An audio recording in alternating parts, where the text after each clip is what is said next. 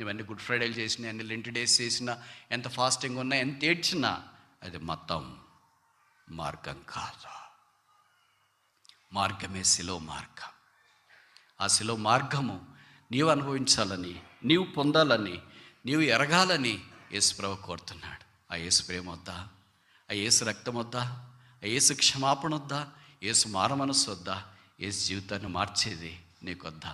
ఎన్నో ప్రయత్నాలు చేసావు, జీవితంలో ఓడిపోయావు, బాగున్నట్టే కనిపిస్తున్నావు, నీ చుట్టూ భార్య, భర్త, పిల్లలు అందరూ ఉన్నట్టే ఉంది, అన్నీ నీకు అవసరమైనవన్నీ దొరుకుతున్నట్టే ఉంది.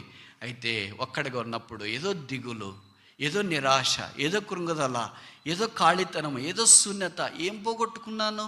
అన్నీ ఉన్నాయే, కానీ హృదయంతరంగంలో నెమ్మది లేదు, సమాధానం లేదు. అయ్యో నేను బ్రతికి ఏం సాధించాను? ఒక జంతువు వల్లే బ్రతికామా?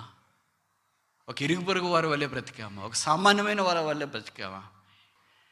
ఈ సంగతులు నేను ఎందుకు చెప్తున్నానంటే, పర్వాలేదులే అని మంచి వయసు అంతా యేసుని అంగీకరించుకుందా, లోకం కొరకు, ఉద్యోగం కొరకు, కుటుంబం కొరకు, దాని కొరకు, దీని కొరకు నా చెమటంతా దారబోసాను బ్రదర్, నా రక్తమే దారబోసాను బ్రదర్. అవును బ్రదర్, అవునక్క, మీ చెమట, మీ రక్తము కుటుంబం కొరకు దారబోసారు, కానీ ప్రభు కొరకు హృదయం కూడా ఇవ్వలేదు. బలలో ఎలాగ పాలు పొందా? ఈ కల్వరి దినాలు యేసు ప్రభు ప్రాణత్యాగానికి జ్ఞాపకం చేస్తున్నాయి. దేవుడు మనుషుని కొరకు చేసిన త్యాగమే